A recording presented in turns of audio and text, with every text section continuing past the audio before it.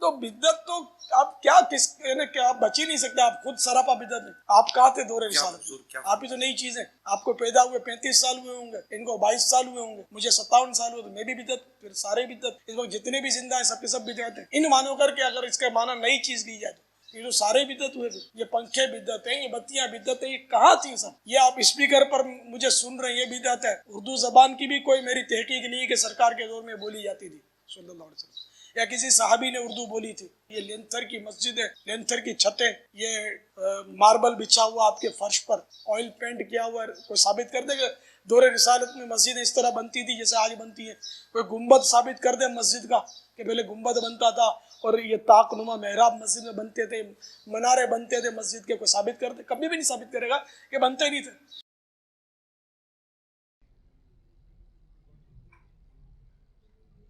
السلام علیکم ورحمۃ اللہ. لا حول ولا قوة الا باللہ. حسبنا اللہ ونعم الوکیل. یا حی یا قیوم برحمتک استغیث. اللہم صلی علی محمد وعلی آل محمد. علی بھائی بریلوی حضرات بدعت کرتے ہیں، لیکن جب کچھ کہتے ہیں تو بدعت حسنہ کہتے ہیں. اس میں میری ویڈیو ریکارڈ ہے کہ بدعت حسنہ ویسے اب کہنا چھوڑ گئے ہیں.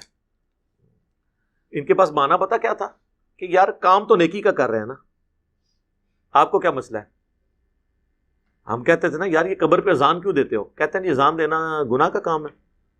تو کہنا ہاں یار ان کے جواب دئیے نا، جواب ہم دیتے ہیں آپ کو. ان کو کہ یہ آپ جنازے کی اور عید کی اذان کیوں نہیں دیتے؟ وہ کہتے ہیں نہیں نبی علیہ السلام نے نہیں دی. تو کیا یہ گناہ کا کام تھا جو اللہ کے نبی نے نہیں کیا؟ کہیں گے نہیں، بس آپ نے تعلیم نہیں فرمایا. تو یہ قبر پہ اذان کہاں تعلیم فرمائی ہے؟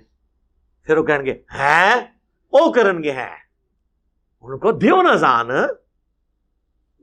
اور تو ساڑھے لی ڈیفینیشن مان لی ہے سر. حضور نے منع فرما دیا. صحیح مسلم میں حدیث ہے 2005 نمبر، اور یہ حدیث کے راوی ہیں امام جعفر، اور انہوں نے روایت کی ہے امام باقر سے، اور امام باقر نے روایت کیا ہے جابر بن عبداللہ سے کہ نبی علیہ السلام جب کبھی بھی جمعے یا عید یا کسی اور موقع پر تقریر کرتے تو آپ کی آنکھیں سرخ ہو جاتی، آواز بلند ہو جاتی، جیسے کوئی جرنیل اپنی فوج کو تیار کر رہا ہو.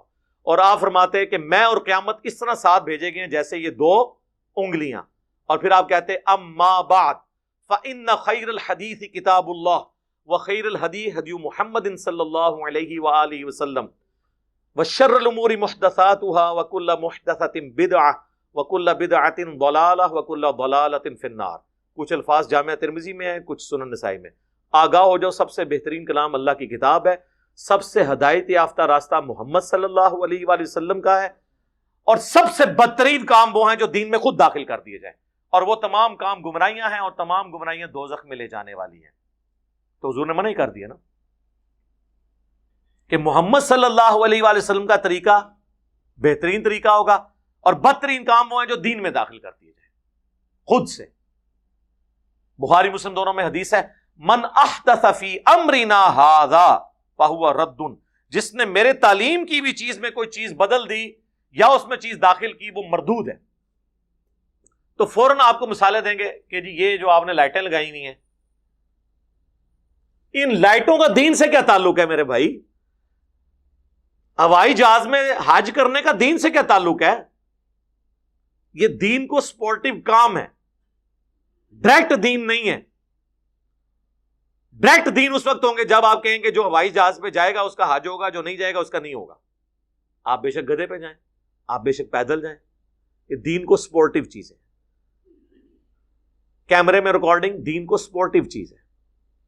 نماز پڑھتے ہوئے کوئی کہتا ہے اوپر اس قالین کے اور سامنے اس اے سی شریف کے، کہتا ہے، اور نیچے سیلنگ شریف کے، اور منہ طرف خانہ کعبہ شریف کے، یہ کو کہتا ہے؟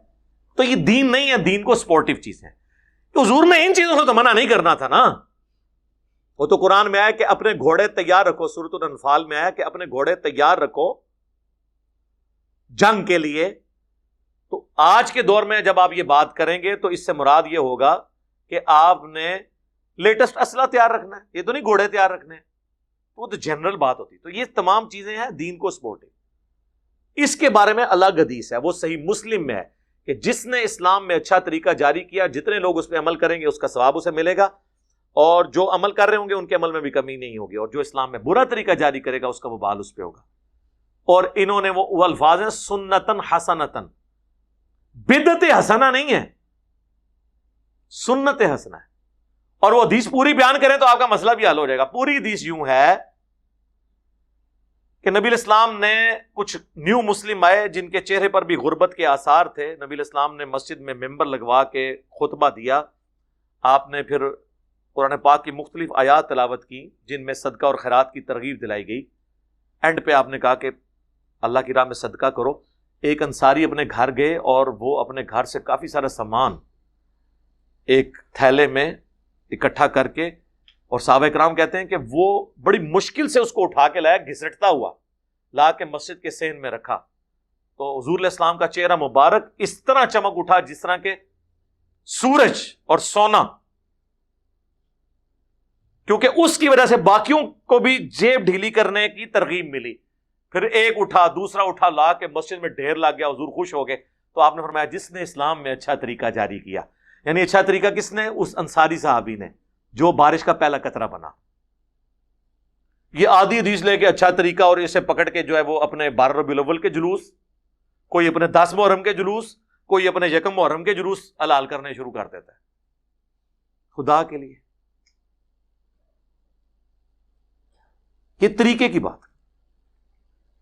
پھر کوئی جو ہے وہ حضرت عثمان کی مثال دیں گے. جی صحیح بخاری میں حضرت عثمان نے جمعے کی دوسری اذان شروع کروائی. سر کدھر نہیں لکھا، بخاری شریف کھول کے پڑھو. وہ دوسری اذان ان ایڈیشن ٹو 1 نہیں تھی، وہ 1 کے پیرلل 1 تھی، جیسے مکبرین ہوتے ہیں. وہ الفاظ ہیں بخاری میں کہ حضرت عثمان غنی رضی اللہ تعالیٰ عنہ نے مدینے کے بازار میں ایک اذان شروع کروائی، کیونکہ بازار تک آواز نہیں جاتی تھی. مسجد میں 2 اذانیں نہیں حضرت عثمان نے شروع کروائیں، جس طرح ہمارے بریلوی اور دیوبندی کرتے ہیں اور مثال دیتے ہیں حضرت عثمان کی. حضرت عثمان نے مسجد نبی میں 2 اذانیں نہیں دی، ایک ہی اذان دی، جس طرح اہل حدیث دیتے ہیں. یار بخاری شریف آپ خود تو پڑھ کے دیکھیں. میرے ابا جی جب وہ نئے نئے اس طرف آ رہے تھے نا، ظاہر ہے وہ تو کٹر بریلوی رہے، کوئی میلاد کی محفل نہیں ہوتی تھی جس میں وہ معنی خصوصی نہ ہو. تو ایک دفعہ جمعے کی دوسری اذان کی بات ہوئی، میں نے بریلویوں کی بخاری اٹھا کے ان کے سامنے رکھی. میں نے کہا یہ ذرا پڑھے نا، حضرت عثمان نے یہ جو دوسری اذان ہے یہ تو شروع کروائی تھی بازار میں، جس کا ایکویلنٹ آج کے دور میں سپیکر ہے کہ بازار تک آواز جا رہی ہے. یا جس سے زیادہ شوق ہے بازار میں اذان دے، مسجد میں 2 اذانیں کس بات کی؟ تو میرے ابو کہنے لگے یار اس معاملے میں بھی انہوں نے ہمیں دھوکہ دیا ہوا ہے. ہمیں تو پوری زندگی اہل حدیثوں کے خلاف کرتے تھے کہ حضرت عثمان دی دوسری اذان نہیں مندے. وہ حضرت عثمان لی اذان ہوئے تھے اہل حدیث مندے نا. میں کو اہل حدیث کا یہاں پہ سپورٹر نہیں بیٹھا ہوں، جو سچی بات ہے میں اس میں سپورٹ کرتا ہوں. سعودیہ میں ہوتی ہیں، سعودیہ میں چھوڑ کے کعبے کے اندر بھی ہو رہی ہوں، کیا فرق پڑتا ہے؟ کعبے میں ان کو 2 جمعے کی اذانیں نظر آ رہی ہیں، تو کعبے کے اندر جو 5 وقت اکیری اقامت ہوتی ہے وہ نہیں نظر آتی، اونچی آمین نہیں نظر آتی، رفع الیدین نہیں نظر آتا. 2 چیزیں ہی نظر آتی ہیں، ایک 20 تراویح، اور وہ بھی صرف مکہ مدینے کی 2 مسجدوں میں. باقی پورے سعودیہ میں 8، مکہ یونیورسٹی میں ام القرآن میں بھی 8، مدینہ یونیورسٹی میں بھی 8، ایون باب العمرہ خانہ کعبہ شریف کے بالکل ساتھ جو اس کا دروازہ ہے نا باب العمرہ، اس کے باہر ایک چھوٹی سی مسجد ہے، وہاں بھی 8 تراویح ہوتی ہے. اور یہ تو انفیوں کی وجہ سے انہوں نے وہ بھی 2 امام مقرر کر کے 10+10 کی ہوئی تھی. یہ دلیل تو نہیں، دلیل تو کتاب و سنت ہے میرے بھائی، کتاب و سنت. کبھی کوئی مثال دے دیں گے، کبھی وہ کہیں گے جی حضرت عمر نے تراویح کی جماعت شروع کروائی تو اس میں کہا کتنی اچھی بدعت ہے. حضرت عمر نے کون سی بدعت کی تھی اس میں؟ وہ تو بخاری مسلم میں اما عائشہ کا قول موجود ہے سلام اللہ علیہا کہ نبی علیہ السلام کے مبارک زمانے میں نبی علیہ السلام اہتمام 3 دن آپ نے کیا. اس کے بعد جب لوگوں کا رش ہوا تو آپ نہیں نکلے حجرے سے، اور صبح فجر کے وقت نکلے اور فرمایا مجھے خدشہ ہے کہ تم پہ کہیں فرض نہ کر دی جائے، اس لیے میں نے گھر میں پڑھی، تم اپنے گھروں میں ہی نماز ادا کر لیا کرو تراویح کی، تاکہ فرض نہ ہو. اما عائشہ کہتی ہیں حضرت ابوبکر نے بھی یہ کام نہیں کیا. جو مسجد میں پڑھنا چاہتے تھے ٹولیوں کی شکل میں پڑھ لیتے تھے، جو گھر پڑھنا چاہتے تھے پڑھ لیتے تھے. پھر حضرت عمر کے بھی شروع کے سال اسی طرح گزرے. پھر حضرت عمر ایک دن مسجد میں آئے تو دیکھا کوئی ٹولیوں کی شکل میں یہاں جماعت کرا رہا ہے، کوئی یہاں پہ کرا رہا ہے، کوئی وہاں پہ کرا رہا ہے. تو بخاری کے الفاظ ہیں، انہوں نے کہا میں کیا یہ اچھا ہو کہ انہیں ایک امام کے پیچھے جمع کر دوں. تو حضرت تمیم داری اور ابی ابن کعب کی ڈیوٹی لگائی کہ تم دونوں ان کو پڑھایا کرو تاکہ ایک امام کے پیچھے پڑھیں. اور الموطا امام مالک میں گولڈن چین سے موجود ہے, انہیں حکم دیا کہ 11 رکعتیں پڑھیں, 3 وتر اور 8 تراویح, گولڈن چین سے. تو اور حضرت عمر وہاں دوسرے دن آئے, جب یہ منظر دیکھا کہا نعم البدعۃ ہذہ, یہ کتنی اچھی بدعت ہے. اب وہ کہتے ہیں نہیں, اس کا مطلب ہے آپ جو مرضی کریں. پہلی بات ہے خلفاء راشدین کی تو سنت کی پیروی کا ہمیں حکم ہے, علیکم بسنتی وسنت الخلفاء الراشدین المہدیین. خلفاء راشدین کا وہ کام جس پہ صحابہ کا اعتراض نہ ہو وہ بدعت ہے ہی نہیں, وہ سنت ہے. ہاں جب صحابہ اعتراض کریں, وہ اپنا ڈسین بدل لیں, وہ الگ بات. اس سے بابوں کی بدعتیں کہاں سے ثابت ہوئی؟ دوسرا, یہ بدعت انہوں نے اصطلاحی معنوں میں نہیں کہا, جو دین کی اصطلاح, یہ لغت کے معنوں میں, سنت کو رینیو کرنے کے معنوں میں. بدعت تو تب ہونا جب نبی علیہ السلام یہ کام نہ کرتے ہو. حضور نے 3 دن تو تراویح جماعت سے پڑھی نا, تو تراویح جماعت سے پڑھنا کیا ہوا؟ سنت. حضور نے زندگی میں کوئی ایک دفعہ بھی کام کیا اور اس سے منع نہیں فرمایا وہ کوئی شخص روزانہ کرے. کیا حضور علیہ السلام ہر وقت پگڑی باندھتے تھے؟ روزانہ پگڑی میں ہی نماز پڑھاتے تھے. لیکن الیاس قادری صاحب کو میں نے 40 سالوں میں بغیر پگڑی کے نہیں کبھی دیکھا. تو اب ہم یہ کہیں گے یہ بدعت کر رہے ہیں؟ نہیں, ٹھیک ہے, وہ چاہتے ہیں ہم روزانہ کریں, ٹوپی نہیں وہ پہننا چاہتے, ان کی مرضی ہے. لیکن ونس جب 3 دن حضور نے پڑھی تو حضرت عمر نے کوئی نیا کام نہیں کیا. حضور علیہ السلام بھی ایک امام تھے, آپ کے پیچھے لوگ مقتدی نماز پڑھتے تھے. حضرت عمر نے بھی دوبارہ ایک امام پہ متفق کیا, بجائے ٹولیوں کی شکل میں. وہ ٹولیوں کی شکل میں کرتے تھے, کوئی ایک حافظ 10 بندے لے کے کھڑا ہو گیا اپنا ایک قرات. ظاہر ہے ہر بندہ ایک طرح کا تو نہیں نا, کہ کچھ لوگ کہتے ہوں گے ہم نے روزانہ کا اتنی صورتیں پڑھنی ہے, کوئی کہے گا اتنی پڑھنی ہے, تو ہر بندے کا اپنا ہے. اس طریقے سے اس سے وہ بدعت ثابت کر رہے ہوتے ہیں. تو اس طریقے سے بدعت ثابت نہیں ہوتی, بدعت حسنہ اور وہ یہ کہانی ہے صرف ان کی.